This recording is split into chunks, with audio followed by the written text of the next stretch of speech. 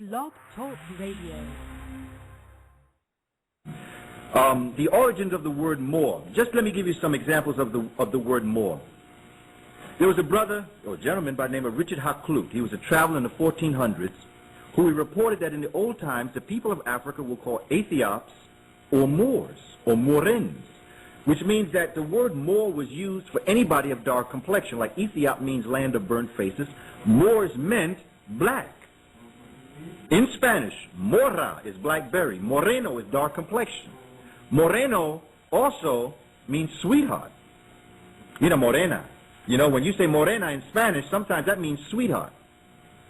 Sometimes you say even negrita, that's sweetheart. Why? Because the African woman was the sweetheart of the nation. That is the woman who was held up, just like we hold up the European woman, the blonde, the skinny, all that stuff that we say is the model. In Africa, it was the African woman who was that model of what all perfection was. In French, moricard means dark skin. Morillon means black grape. In Italian, mora means Negro or Moorish female. Mora also means blackberry, which when you go to Spanish, mora means blackberry. And then you have moraiola, M-O-R-A-I-O-L-A, which means a black olive.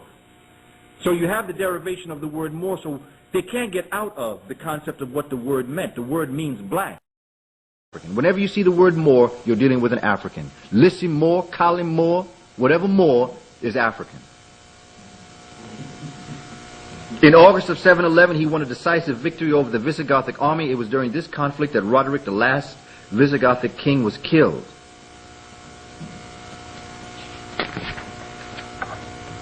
Basically, there are three Moorish dynasties in Al-Andalus.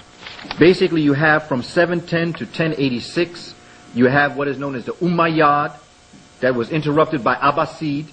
You know those are both African. Ummah. Wherever you have Ummah, Ma. Mayyad. Just look at Ma. That's African. This is etymology. This is language. This is where we move away from them trying to give us these illusions and understanding the etymological movement of wisdom. Where you have the M sound, you have the African concept of Moor. You have the Abbasid, Abba, Abu, Abba, Abat, coming out of the Ethiopic language. Abba, Baba. It comes out of the African concept. So the first dynasty, basically from 710 to 1086, approximately 376 years, the Umayyad and the Abbasid dynasty. From 1086 until 1194, you have the Almoravid, Almoravid.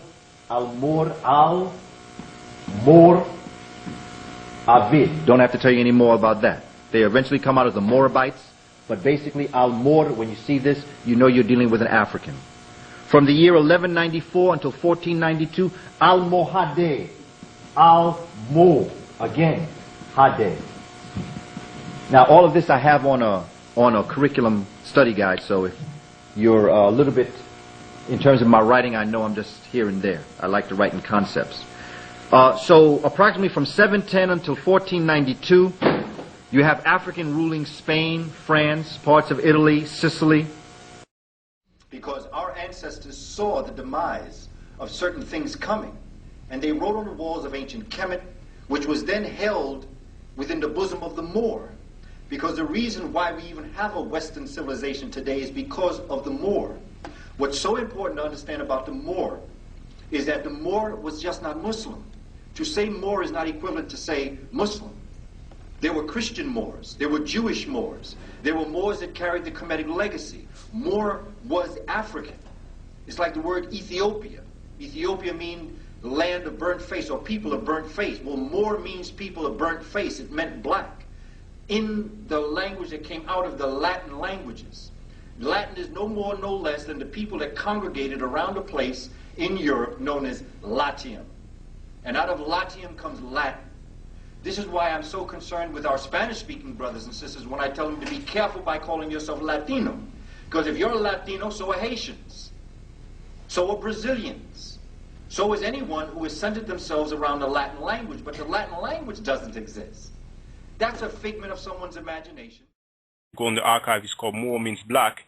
unfortunately for the Moors and what they claim, and it was describing a certain tribe of black people. So basically, first it was a term that meant black people, but later on, Moor became more a term to describe Muslims, because when people think about the Moors conquering Europe or conquering Spain, they think it was just Africans, or they think then what's to debate is was it more Africans or was it more white Arabs or white Muslims? But what's for sure, and if anybody want to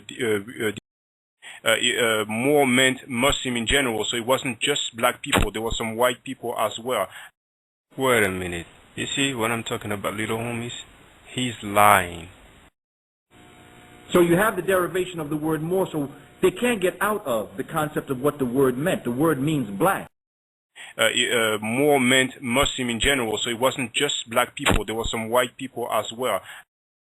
Even have a Western civilization today is because of the Moor. What's so important to understand about the Moor is that the Moor was just not Muslim. To say Moor is not equivalent to say Muslim. There were Christian Moors, there were Jewish Moors, there were Moors that carried the Kemetic legacy. Moor was African. It's like the word...